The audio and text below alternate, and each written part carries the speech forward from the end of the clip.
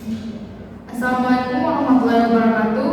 Puji syukur kehadiran Allah Subhanahu wa Ta'ala karena atas limpahan rahmat dan karunia-Nya penulisan tugas besar ini dapat diselesaikan dengan baik.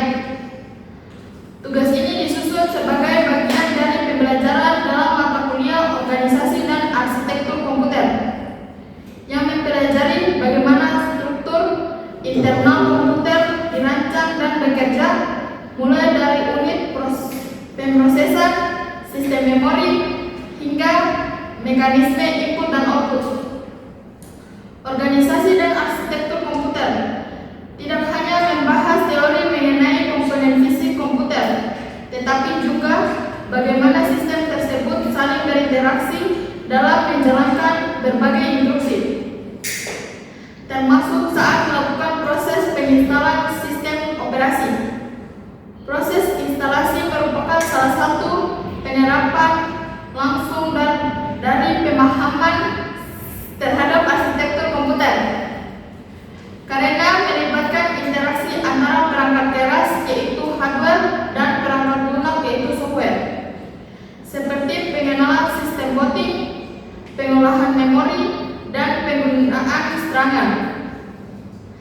Dengan pemahaman tersebut, kami mencoba mengaitkan konsep-konsep arsitektur komputer dalam praktik penginstalan guna memberikan pengalaman langsung sekaligus memperdalam pemahaman terhadap materi kuliah. Baik, persiapan instalasi akan dijelaskan sebagai berikut. Sebelum menginstal sistem operasi seperti Windows, ada beberapa langkah penting yang perlu dilakukan. Langkah-langkah ini disebut sebagai persiapan instalasi. Berikut adalah video dari proses persiapan tersebut. Tunggu sampai proses download selesai. Setelah proses download selesai, masuk lagi ke pencarian, ketik Rufus.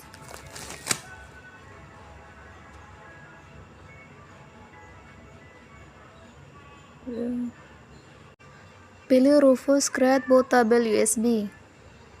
Untuk melakukan proses instalasi, saya persilakan kepada teman saya untuk menjelaskan materinya.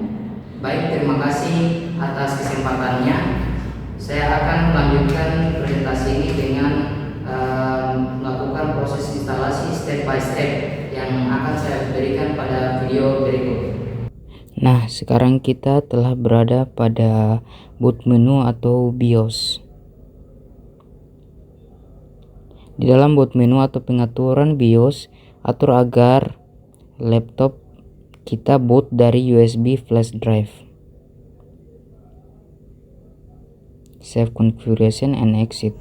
Dan laptop otomatis merestart ulang. Nah, namun nampaknya setelah merestart ulang tadi, laptop mengalami blue screen. Di sini saya telah merestart kembali agar kembali normal lagi. Nah, di sini kita telah masuk pada pengaturan awal Windows. Pada menu ini kita akan memilih bahasa yang akan diinstal dan format waktu, serta keyboard atau metode input yang kita inginkan.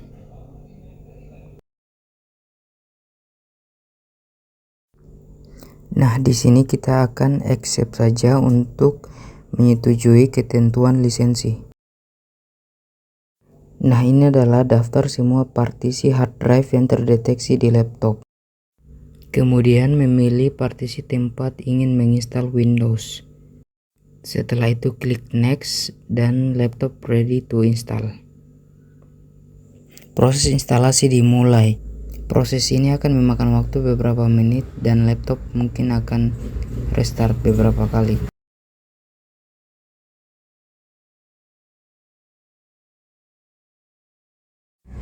Setelah selesai instalasi, laptop akan restart dan akan dibawa ke layar pengaturan awal.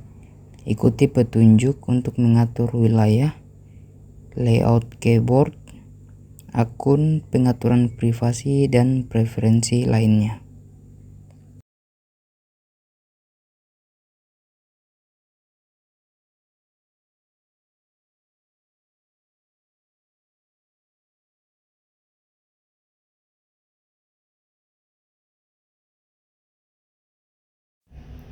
Dan ya, laptop telah berhasil terinstall.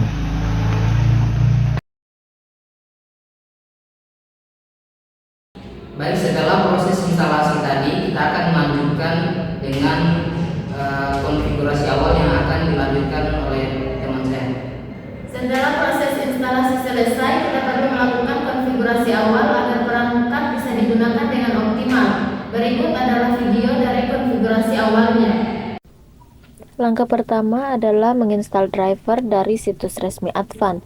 Tapi setelah mendapatkan beberapa referensi dari YouTube, disebutkan bahwa belum ada web resmi Advan dan saya menemukan file driver terpercaya. Yang ini, kemudian klik download, klik download anyway, dan tunggu hingga proses downloadnya selesai. Setelah proses downloadnya selesai akan muncul tampilan seperti ini, tapi sebelum itu harus sudah mempunyai aplikasi WinRAR-nya. Pada bagian atas klik kanan, kemudian pilih WinRAR dan ekstrak. Dan akan muncul tampilan seperti ini karena saya sudah pernah melakukannya sebelumnya. Langsung kita close saja. Setelah proses ekstrak selesai akan muncul file seperti ini. Dan di dalamnya seperti ini.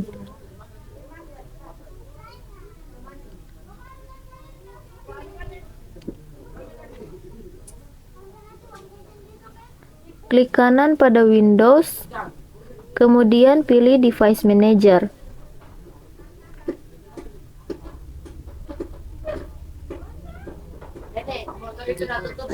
Pada tulisan desktop, klik kanan dan pilih Scan for Hardware.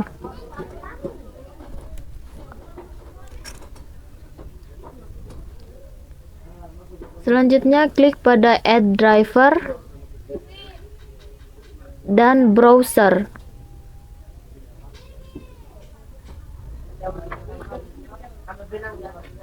Pilih desktop tempat file tadi berada.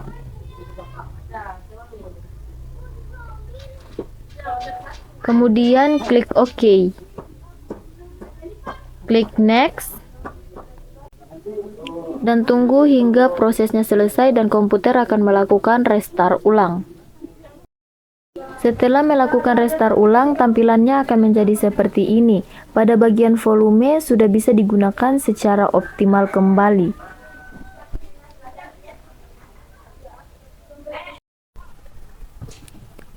Langkah kedua adalah menginstal software penting. Pertama, buka browser dan ketik ninite.com.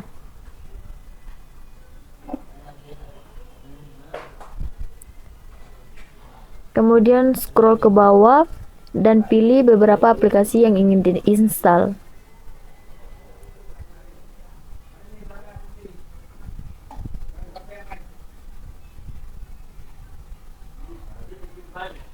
Kemudian klik Get Your Ninite.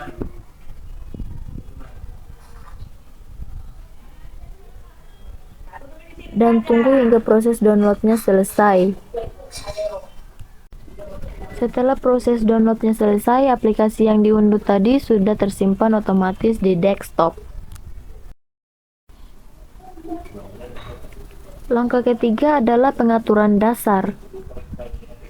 Pertama, buka pada pengaturan atau setting.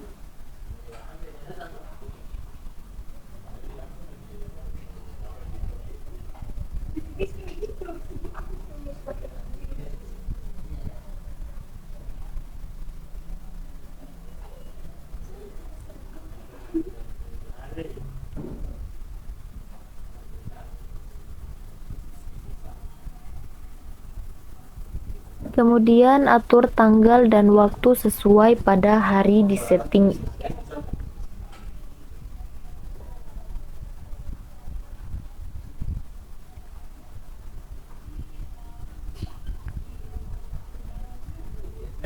Kemudian atur juga bahasa yang ingin digunakan.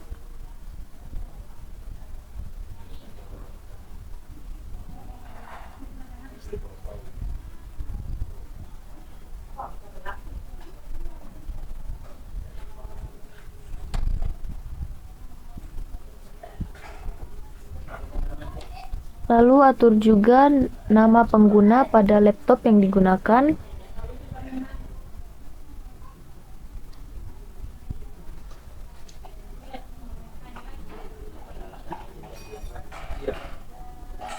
Dan ganti wallpaper sesuai keinginan kita.